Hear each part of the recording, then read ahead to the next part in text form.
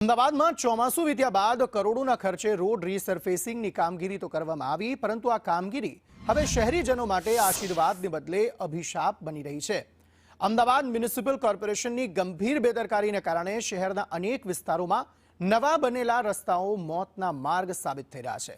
Drainage લાઇનના main hall અને catchpit પર ડામર પાથરી દેવામાં આવે છે અને ત્યારબાદ તેને શોધવા માટે ડામર ઉખેડવામાં આવે છે, પરંતુ આ ખાડાઓને રોડ લેવલ કરવાની તસ્દી તંત્ર લેતું નથી। આ બેદરકારીને કારણે છેલ્લા 2 મહિનામાં 2 લોકોએ પોતાની જિંદગી ગુમાવી છે। તેમ છતાં સત્તાધીશો જાણે ઘોર નિંદ્રામાં હોય તેમ જણાય છે।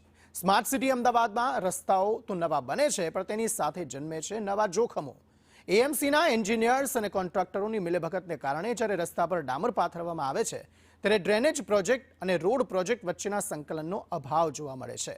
મેઇન હોલ અને કેચપીટ પર ડામર પાથરી દેવાયા તે ગાયબ થઈ જાય છે અને બાદમાં જ્યારે લાઇન સાફ કરવાની જરૂર પડે ત્યારે ડામર તોડીને આ હોલ શોધવામાં આવે છે।